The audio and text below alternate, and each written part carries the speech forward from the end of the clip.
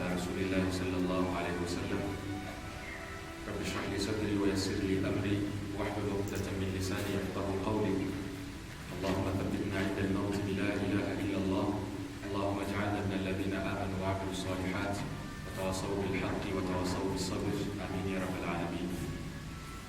We praise Allah and we pray that He bestows endless peace, blessings, salutations and mercy upon the last and most honorable of all prophets, Muhammad sallallahu alayhi wa sallam, the one who fought tooth and nail to see that Islam spreads into all the four corners of the world. May Allah be pleased with him and them, plus all that will follow his noble footsteps till the day of judgment. Allahumma ameen. Yesterday we ended at a point where Allah subhanahu wa ta'ala was telling the angels, Alam aqul lakum inni a'lamu ghayba as-samawati wal-ard. Didn't I tell you that I know the hidden secrets, I know the unseen of the heavens and the earth, وَأَعْلَمُ مَا تُبِدُونَ وَمَا كُنْتُمْ تَكْتُمُونَ. And I know what you put out, I know what you show, and I know that which you are hiding. And today's session, inshallah, is going to be aimed at one statement, إِنِّي أَعْلَمُ غَيْبَ السَّمَاوَاتِ وَالْأَرْضِ. I know the unseen of the heavens and the earth. Allah subhanahu wa ta'ala tells the angels themselves are part of the unseen world, and Allah subhanahu wa ta'ala is telling them that He knows the unseen of the earth and the unseen of the heavens. So even to the angels there is the unseen world, and Allah subhanahu wa ta'ala unleashes to the angels the knowledge that was hidden from the earth, and that was the creation of man. So when Allah subhanahu wa ta'ala put out the descendants of Adam alayhi salam from his back, and He shows them to all the malaika, the angels, and have now been exposed to the unseen of the earth. When the angels saw us, they were exposed to the unseen of the earth. When they came to know the qualities of the descendants of Adam, when they came to know the names of the descendants of Adam, the unseen of the earth was unleashed. And now there is one question. What is the ghaib of the samawat that the angels did not know? What is the hidden element? What is the hidden knowledge? What is the unseen of the heavens that the angels have not been exposed to? And that is the key concept that we are going to look at today.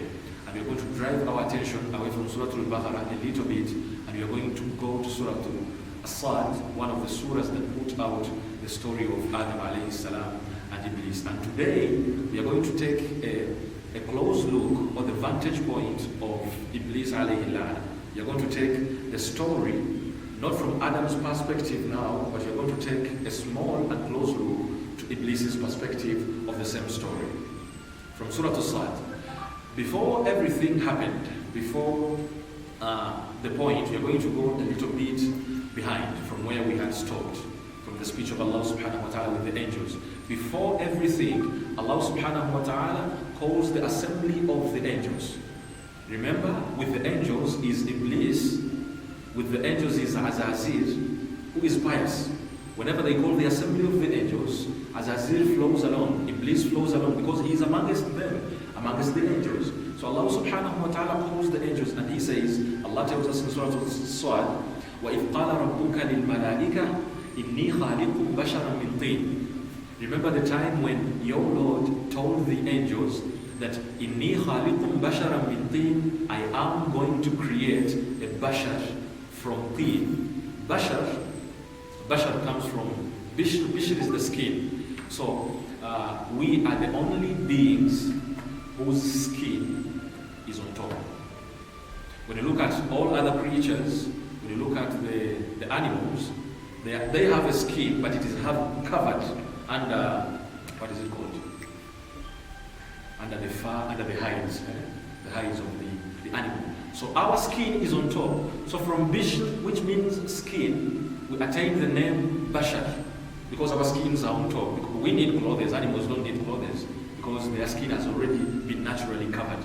So Allah subhanahu wa ta'ala says, I'm going to create a Bashar, min teen, from clay, from dirt. And that is point number one. Allah tells the assembly of the angels that He was going to create a bashar, one from dirt, from clay. And number two, he tells the assembly of the angels, Iblis inclusive, فَإِذَا سَوَّيْتُهُ, when I evenly proportion him, when I evenly balance him. That is step number two.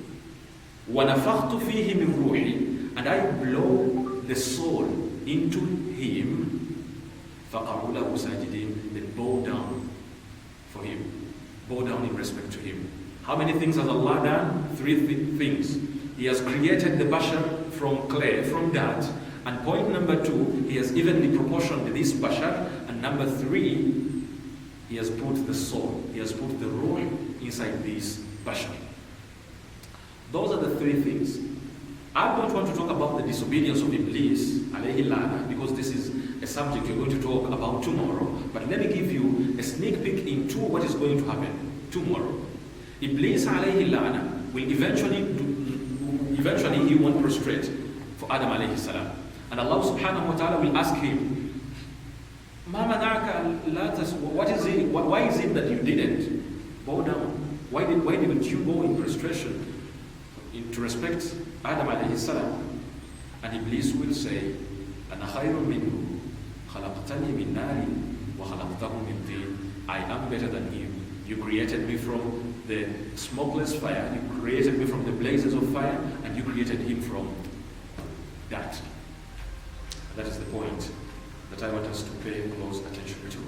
Allah subhanahu wa ta'ala, he commanded the angels to bow down, to go in prostration to Adam, for Adam alayhi salam, to respect him. When you look at the concept of sajda throughout the Quran, you learn something special.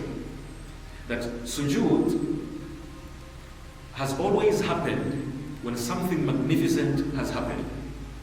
People have always gone down in sajda, not only as an act of worship for Allah subhanahu wa ta'ala, but they've gone down in sajda out of mesmerization, out of amazement, and out of something magnificent that has happened in front of their eyes. From the seerah of the Prophet Muhammad sallallahu alayhi wa sallam, it was said that one time Surah An-Najm, if I'm not mistaken, Surah An-Najm was recited. And the Quraysh were watching, the Mushrikun were listening to the recitation of Surah An-Najm. And when they reached the point of sajda inside Surah An-Najm, the Mushrikun who were listening to the surah went down in prostration. They went down in sujood. Out of mesmerization, the words were so magnificent, they were overwhelmed with the Quran. The Quran overwhelmed the mushrikun to the point that they went down in sajda, in prostration. Not because they are doing it for the sake of Allah, no. Out of mesmerization, something magnificent has happened in front of their eyes. And that wasn't enough. I have another example. When Musa alayhi salam, just like we shall see when we reach Musa, he comes with this miracle from Allah subhanahu wa ta'ala that his staff turns into a python, a huge snake. And when it so happened that this snake swallowed whatever false snakes the magicians had formed, the magicians, what did they do? They fell down in prostration. These are magicians, these are sorcerers. They are not believers as of yet. They fall down into prostration because something magnificent has unleashed in front of their eyes. So the concept of sajda is not only out of worship. The concept of sajda is out of the magnificence of something that is ahead of you. Take an example of something beautiful, something magnificent that Allah subhanahu wa ta'ala maybe has done something great for you. You've gone through your portal and you find very excellent results. What happens? This student will go down in sujood shukr. Because whatever has happened deserves sujood. Something magnificent has happened. What happened when the brothers of Yusuf realized that Yusuf had now attained a very high station? He has now power over them, but he has remained in a state of humbleness. The brothers of Yusuf, they fell down in prostration to Yusuf alayhi salam. Not because they are worshipping Yusuf alayhi salam, but because Yusuf alayhi salam has put out exquisite magnificence in whatever he was doing. So Allah subhanahu wa ta'ala telling the angels to bow down in respect to Adam alayhi salam, to go in prostration, to respect Adam alayhi salam, it was not a sujood of worship, it was a sujood of the magnificence of the creation of Adam alayhi salam. In other words, Allah is saying, look at this magnificent creature of mine, you need to bow down, you need to prostrate because of the magnificence of this creation of mine. And what was the stage at which Allah subhanahu wa ta'ala commanded the angels to bow down in respect? There are 3 stages. Allah said He was going to create this creature, 1 from that. Number 2, He's going to evenly proportion it. And number 3, He is going to put a soul into it. That, proportioning, and the soul. And He says, after all that happens, فَقَعُوا لَهُ سَاجِدِينَ Fa sababiyya. Because of me putting the soul into him, فَقَعُوا لَهُ سَاجِدِينَ, then fall down in prostration to him. So it was at the stage of putting the soul into Adam alayhi salam that Allah subhanahu wa ta'ala commands the angels that upon my putting the soul into him, the soul is going to unleash his magnificence, then bow down in respect to him. Don't bow down in respect to him when he's just clean, when he's just mud, when he's just clay. Don't bow down in respect to him when he is just evenly proportioned. That's not enough. But when I put my soul into him, فَإِذَا سَوَّيْتُهُ وَنَفَخْتُ فِيهِ مِنْ رُوحِي, when I blow the soul into him, فَقَعُوا لَهُ سَاجِدِينَ, bow down in respect to him. A few weeks ago, I was asking some of my colleagues, do animals have souls? And the debate was so long. Animals have souls, animals don't have souls. They have souls because they die also. The angel of death takes their... So I was bothered. But before you know it, a conclusion came. Allah subhanahu wa ta'ala, yes, animals might have souls. Those creatures might have souls, but the soul that Adam alayhi salam was going to have, the soul that the descendants of Adam alayhi salam were going to have, is not any soul. It's not like the soul the animals might be having, even though I don't have it. It's not like the soul other creatures are going to be having. No, this soul is so special that Allah subhanahu wa ta'ala attributes it to Himself.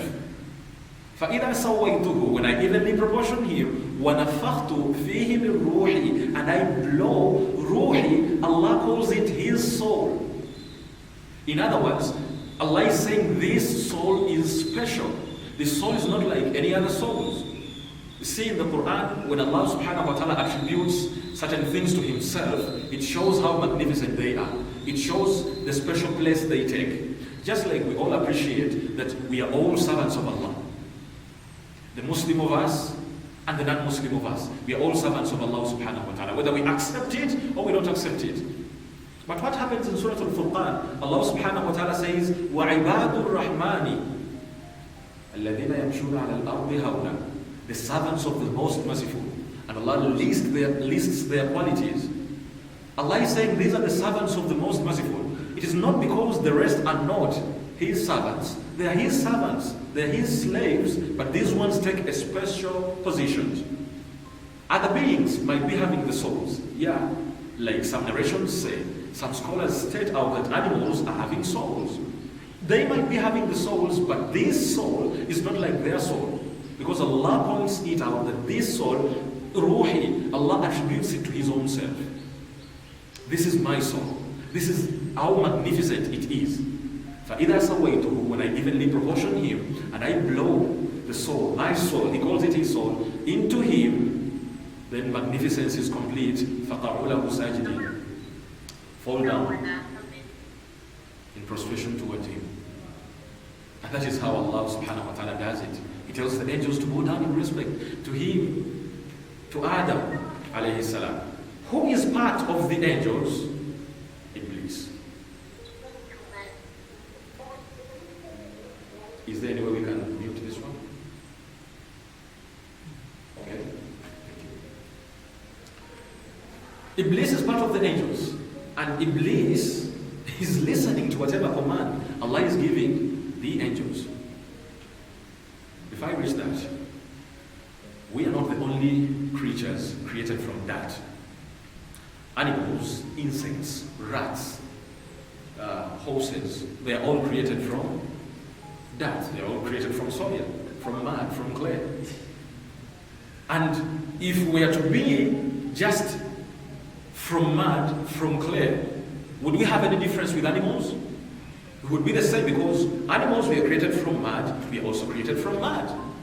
We are the same like animals. But we take another special step. فَإِذَا سَوَّيْتُهُ, Allah subhanahu wa ta'ala gives us balance. Allah subhanahu wa ta'ala gives us even proportions. Allah subhanahu wa ta'ala gives us that state of balance, that this creature is going to be different from the creatures I've created from mud. In what way? These creatures are going to be able to balance their emotions and intellect. These creatures are going to be able to balance their short-term goals and long-term goals. These creatures are going to be able to balance their anger and patience. A lot of things are going to happen and we are going to balance them. We are going to balance our emotional urges and our intellectual urges. And Allah subhanahu wa ta'ala is saying that capability has been given to this creature. فَإِذَا سَوَّيْتُهُ, that is all embedded in سَوَّيْتُهُ. Animals do not have that. Just like animals, we look for what to eat. You get what you eat and you put in your mouth. Animals also look for what they eat. They want shelter. Animals need food, they need shelter, they need water to drink. The same applies to mankind. But the way we respond to the urges of eating, urges of drinking, and sexual urges, it is not the same way animals react. Sometimes before I eat, let's say I want to eat, I am hungry, I don't have something to eat, but there is food in that restaurant. Am I just going to snatch that food? No. Because there is a state of balance. I'm going to balance the hunger, and that is emotion, and it's going to allude to my intellect. What am I going to do? Am I just going to react simply because I'm hungry? Am I just going to be like an animal? Because an animal doesn't need to ask for permission to eat something. An animal will just come and eat. When you leave your slice of bread there, the rat won't ask for your permission. The rat will just eat. The other creatures, the animals, they don't have either a way to. They are not even in proportions. They don't have that state of balance in them. They don't balance their emotions and their intellect. Do they have intellect even? So animals are just explosive in their character, explosive in their behavior. They do whatever they want to do. But mankind was created in a special way that different from the animals that were just created from mud. فَإِذَا سَوَّيْتُهُ, there is another step of evenly proportion, of balancing him. And that is the second step. But that was not special enough. There was this special element that Allah puts in mankind. وَنَفَخْتُ فِيهِ مِنْ رُوحِي, when He gains, when I blow into him this soul, فَقَعُوا لَهُ سَاجِدِينَ, bow down in respect to him. So we are special, and we are different from animals, because we are evenly proportioned, and we have this soul that is special, that Allah made especially for me and you. So if it was so that Adam alayhi salam was fit for the sajda of the malaika, it means every one of us qualifies for the sajda of the malaika. Why? Because we were created from mud. That's number one. Number two, we were evenly proportioned. And number three, we have this special soul that Allah put into us. And that is why we qualify to earn the sajda of the malaika. And shaitan has a problem with that. And that is the point I want to talk about. The element called the soul, you see, Allah gives us this, the most common question in philosophy, in psychology, is what is personality? Who are you? Yes, you are you, but who are you? That is that you, your personality.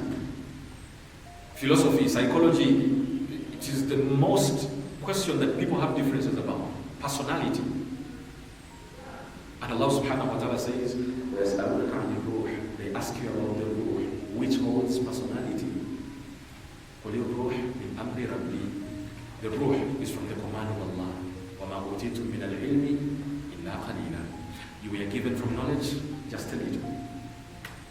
So you won't understand the concept of the ruh. One thing you need to know about it, it is magnificent. That when Allah gave it to me, when Allah gave it to you, Adam alayhi salam earned the sujood of the malaika. Iblis was looking, Iblis was watching. Everyone bowed down. Every angel bowed down. Iblis didn't. Remember I told you I did not come here to talk about the disobedience of Iblis, but I have nothing to do. There is a sneak peek. Iblis is asked why he didn't bow down to respect Adam alayhi salam, for the magnificence of Adam alayhi salam. I'm quoting the words of Iblis like Allah states in the Quran. Ana khayrun minhu. I am better than him. You get that?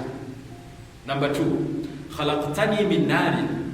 You created me from the blazes of fire. Wa khalaqtahu min tinin. And you created him from that. And he stops there. Hold on. How many stages did Allah count for us? Tin, we are created from that. Is it true or not true? It is true we are created from man. Was that it? Was that it? No. No, there were other stages.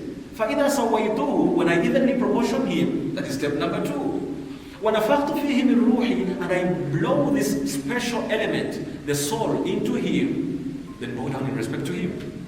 And when he doesn't go down to sujood, listen to the excuse he gives. I am better than him. You created me from fire. You created him from that. Full stop. He doesn't mention the evenly proportioning, and he doesn't mention the soul. Because when he mentions the evenly proportioning, when he mentions the soul, it puts out the brilliance of this creature. And the goal of Iblis is to make you, the descendants of Adam alayhi salam, to feel like we are just that. That is the goal of Iblis. Even when he didn't prostrate to Adam alayhi salam, the reason he gave, he's just mad. He's just that. He doesn't talk of the soul and even the proportion, because he has a problem with that. When he talks about it, the brilliance of Adam will have been put out, and he doesn't accept that. So let me talk about that. The concept of self-worth. Sometimes a person might lack what they call self-esteem. I'm not good enough. Maybe I'm not recognized enough. Maybe I'm not worthy anything. Maybe sometimes you might not get the praise you think you deserve, and you say, maybe I'm not good enough.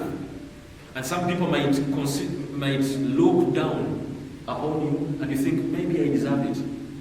Maybe I lack that worth. And before you know it, someone falls into depression, someone falls into anxiety, someone falls into lots and lots of stress that will cause them to leave the straight path. Wow, it is a trick of Shaitan. It is a trick of Iblis, that he makes you lose the self-worth. He makes you think you are not worthy. Hold on, Allah subhanahu wa ta'ala is considering you worthy. He says, وَلَقَدْ كَرَّمْنَا بَنِي آدَمَ. We have dignified the children of Adam. We have dignified the sons of Adam. Wow, Allah considers me worthy. So the issue is, if Allah considers me worthy, it means I don't need the consideration of anyone else. The consideration of Allah is enough. The consideration of me being fit to earn the sajda of the malaika is enough. I need nothing else. And what Shaitan does, Shaitan causes us to think that we are not worthy enough, that we need some other person's compliment for us to be worthy. I need to upload, take that beautiful picture of mine, I upload it, and I get that thumbs up. At least I get a mashallah as a compliment. That is when I will think I am worthy. And we lose self-esteem to that point, that someone thinks they need to dance to that tune, to put out those dance strokes, for them to get the likes, for them to get the views, for them to feel, now I'm worthy. Someone has finally acknowledged me. That is the work of Iblis. Whenever you feel you are not worthy, and Allah has considered you worthy, to the extent that you qualify to earn the sajda of the malaika, the Shaitan is tampering with your self-worth. The Shaitan is tampering with your esteem. He's considering you not worthy at all. Because he doesn't mention the sawaytuhu, he doesn't mention the ruh. You see, he doesn't say, أَنَا خَيْرٌ مِّنْهُ خَلَقْتَنِي مِنْ نَارٍ وَخَلَقْتَهُ مِنْ طِينٍ فَسَوَّيْتَهُ وَنَفَخْتَ فِيهِ مِنْ رُوحِكَ. He doesn't say that. He ends at طِين. So in the sight of Iblis, he considers me and you just that. And guess what? What was created from just that? What other creatures were created from that? And they don't have the سَوَّيْتُهُ وَنَفَخْتُ فِيهِ مِنْ رُوحِي. They are the animals. So when Shaitan takes us off the self-worth, he's going to let us just be like animals. And you know what is going to happen? We are going to live like animals. And Allah alludes to those people that are going to live like animals. إِنْهُمْ إِلَّا كَالْأَنْعَامِ. They are like animals. بَلْ هُمْ أَضَلُّ. They are worse than animals. Oh. How does someone assume the state of being an animal when he loses out on فَإِذَا سَوَّيْتُهُ وَنَفَخْتُ فِيهِ مِنْ رُوحِي? When you take off the self-worth that Allah gave you, the self-worth of evenly proportioning you, the self-worth of having this special element, this soul, then you're just going to live your life as an animal. Ever had those slangs people say, "Biansibia kuweka, taka mutaka"? That is the person who is going to live their life as if they don't care. Just like an animal, they won't bother. They will respond to their sexual urges just like the animals respond. They will respond to their urges of eating just like animals respond. Animals don't mind whether it is halal. Do animals have halal and haram? No. The animals will just eat. Mankind has halal and haram. But to the extent that Iblis wants to put off you, فَإِذَا سَوَّيْتُهُ وَنَفَخْتُ فِيهِ مِنْ رُوحِي, mankind won't mind halal and haram. They will just engage. And Allah is calling that person who doesn't consider the فَإِذَا سَوَّيْتُهُ, the evenly proportioning, and the concept of this soul, considers them like animals. And that's what Shaitan wants us to do. But that is just one side of the equation.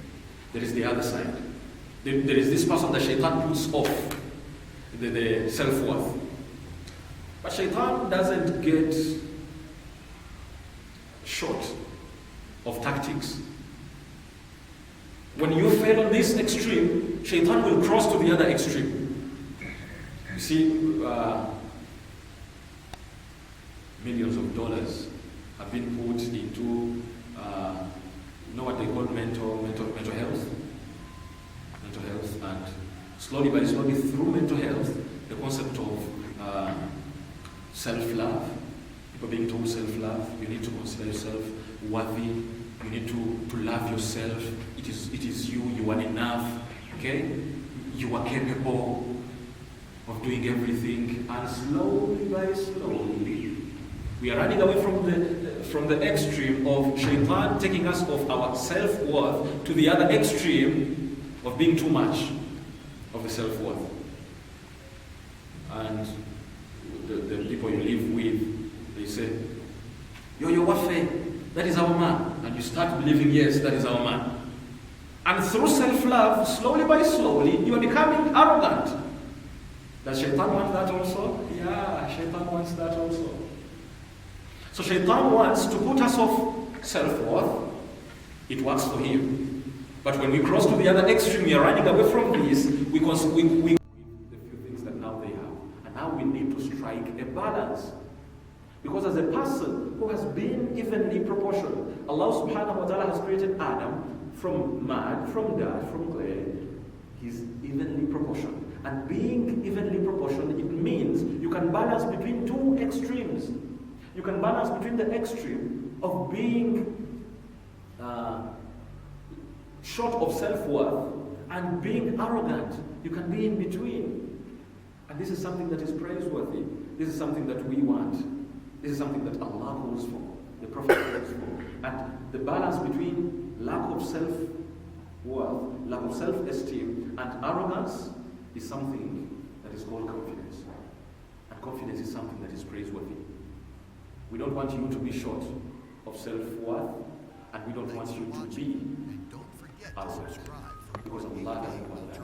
It is a blameworthy attribute of being arrogant. It is a blameworthy attribute of being short of self-worth. And those extremes are the game of Iblis. Iblis wants them. And we, as people who have understood this concept, we need to appreciate that we have been evenly proportional to balance between these two extremes. You need to know that Allah considers me worthy. It means I don't need any other person's compliment for me to be worthy.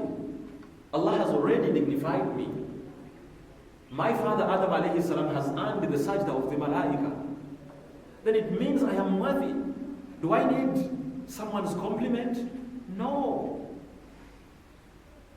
It is not going to be the yardstick of my self-worth.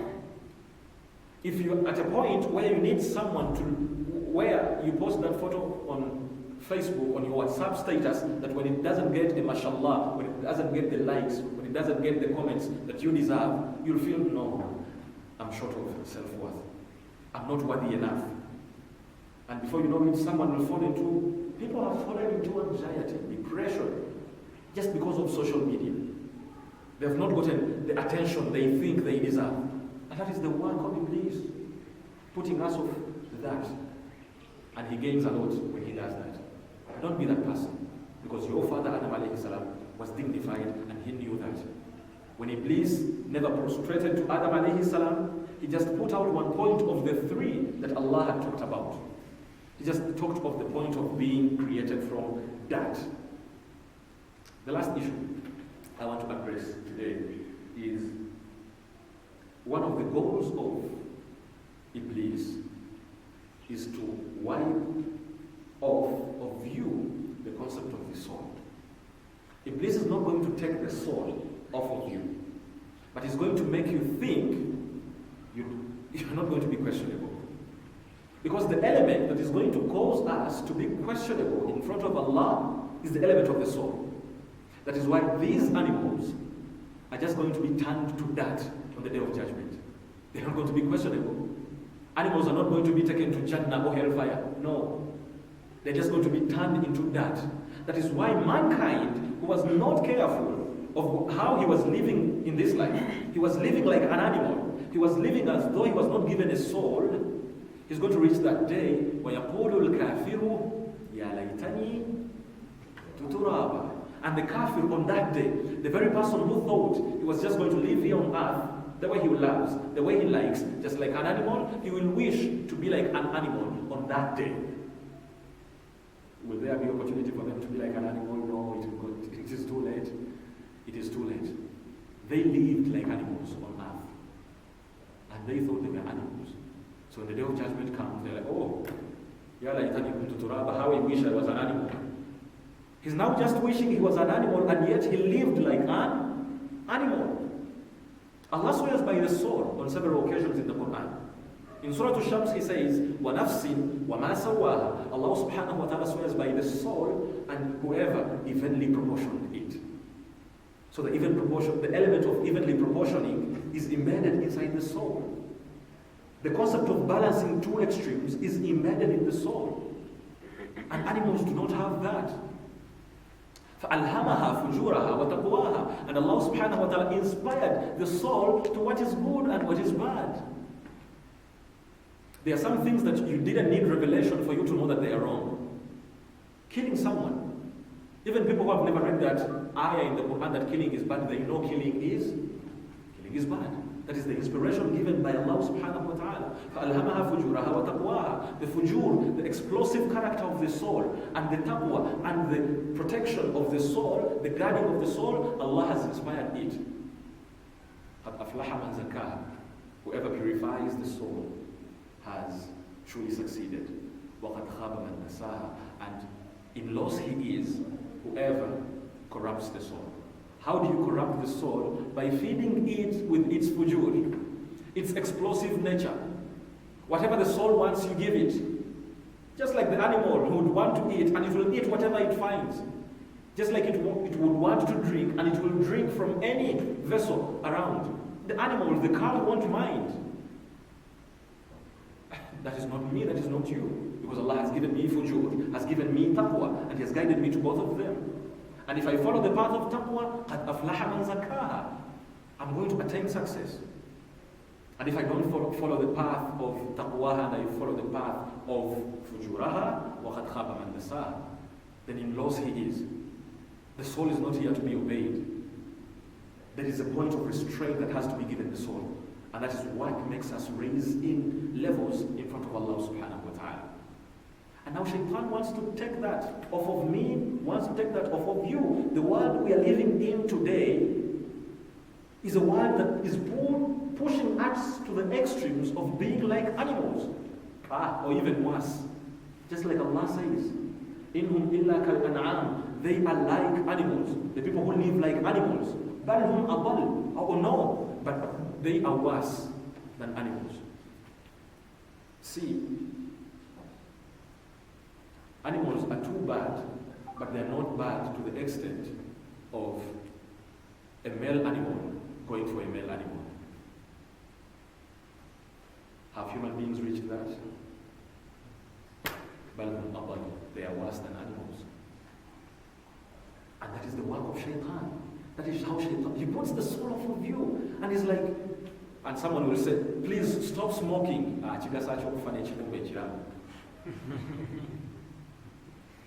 What important is it? Takamuta. In other words, he's just that.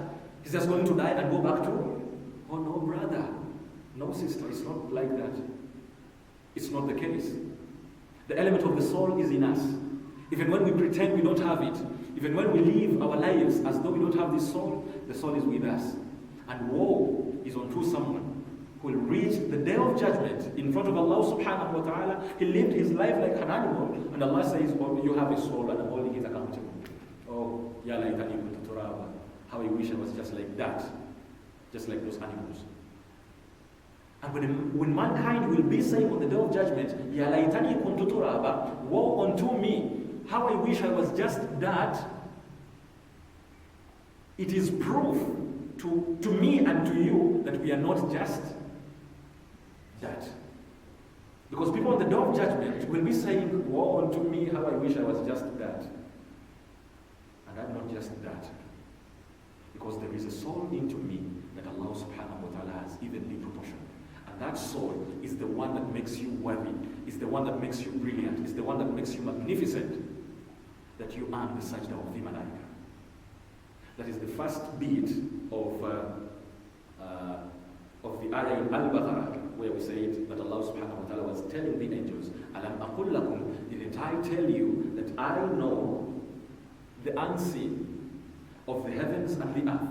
Now angels have been exposed to the unseen of the heavens, that is the soul that Allah subhanahu wa ta'ala has given mankind, and the unseen of the earth, the descendants of Adam alayhi salam, the angels have now seen all of them. Allah has taught them, Allah has made them clear, the soul and the descendants of Adam. And he tells them, when I blow the soul into him, the element of the unseen of the heavens, فَقَعُوا لَهُ سَاجِدِينَ, bow down in respect to him. And the angels do so. The angels do so because one, it is a command of Allah, but two, we are magnificent. We are a brilliant creation of Allah subhanahu wa ta'ala. And that is how Allah wants me and you to live. Confident of ourselves, confident of our nature. He doesn't want us to cross the lines to arrogance, and He doesn't want us to fall short of self-worth and self-esteem. And the world today is so corrupt to the extent that people are going to welcome ideas that are making us like animals, or even worse. And the world is clapping at that in the name of human rights. How wicked is man going to be? Allah created you. Allah gave you the soul. He gave you intellect. And you're supposed to balance between them. Not a time from the beginning. There is no time in history where the world was proud of this.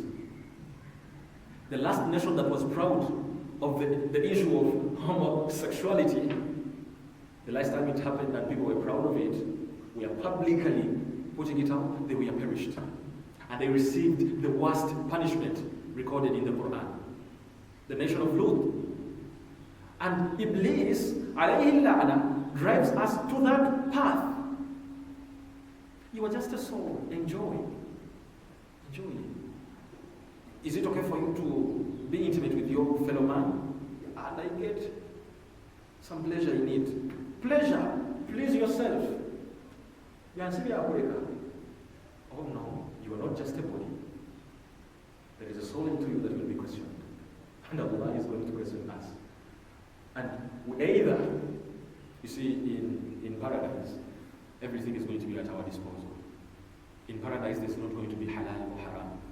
In Jannah, we are going to live a life of... You see how animals live? They do whatever they want. That is the life in Jannah. So, you are free to make one of the two choices. Either you live like an animal here, or you live like an animal in the hereafter. Not the abusive animal in the hereafter, but the animal in a way that you are free to do whatever you want. You choose one of the two.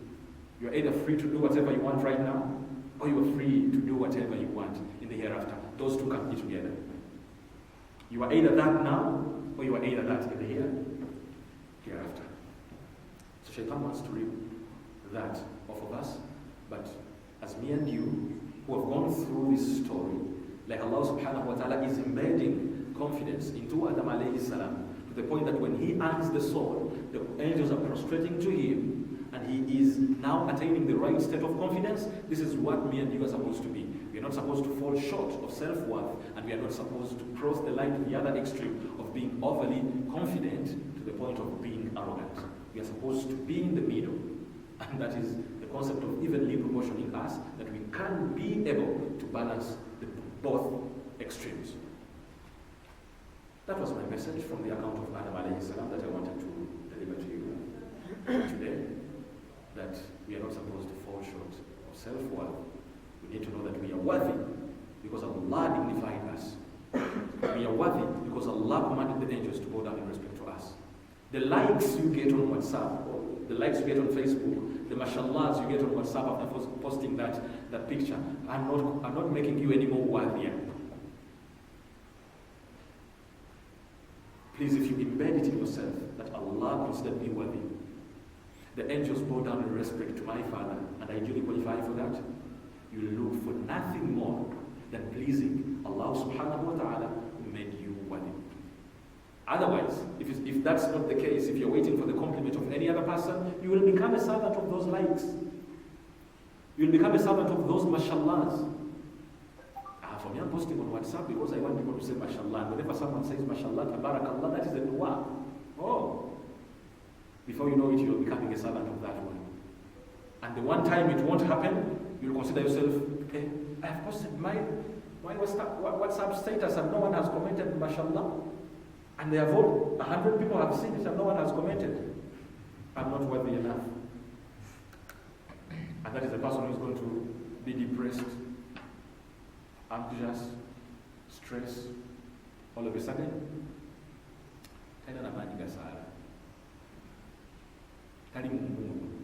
What has taken the mood? He was expecting a compliment from someone who never got it. Allah has already made you worthy. And He's telling you to establish prayers. Please come to the worship of Allah because He considered you worthy, and His consideration beats any other considerations. Subhanallah wa bihamdik. Ashhadu an la ilaha illa ant. Astaghfiruka wa atubu ilayk. Assalamu alaikum wa rahmatullahi wa barakatuh.